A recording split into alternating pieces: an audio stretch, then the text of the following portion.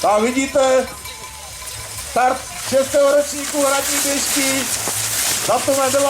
února 2013 byl zdárně odstartován. Časomíra běží, spustila, neozval se druhý výstřel, to znamená, že nemusíme start opakovat, což je jen a jenom dobře. A za zhruba 10 minut pojede distance 17 kilometrů.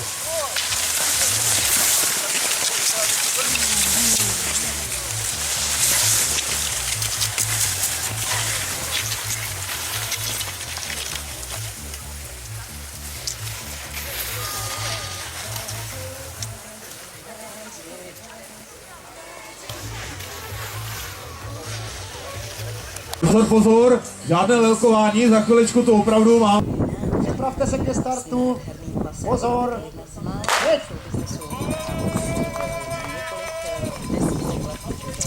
Tak, je to výborné, je to super. Hopi, jdem to jako dozor.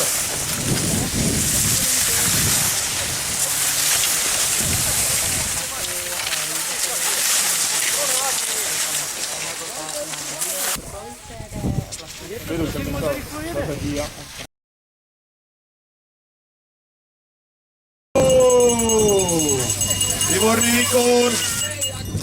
Výborný výkon! Je to starší Janíčková Adriana, Pežecký klub! Výborné, super! Já se naší akci si zaslouží velký potlesk, velký aplaus. Vyrušit. Máme někoho, kdo se nám blíží do cíle, nemáme.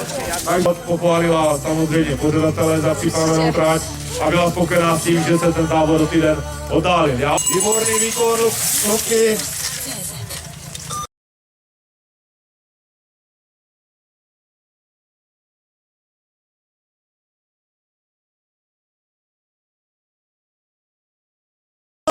Malá Fajtín, Kašava a vidíte tu radost.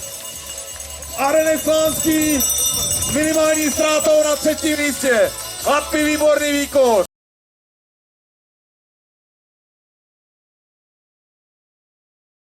A s číslem 8 Bolest Dušan, Dubnica nad Váhou.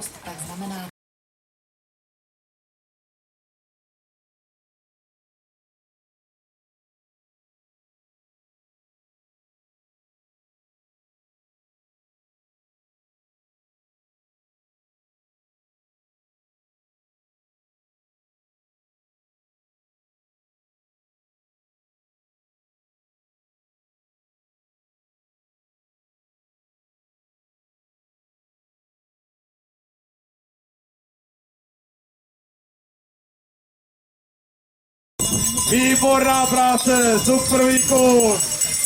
No jo no, Dubnica nad Váhou. Tak vidíte, že ty časy se nám pěkně sjíždí. Výkonu okénko tam u časomíry na jeho čas.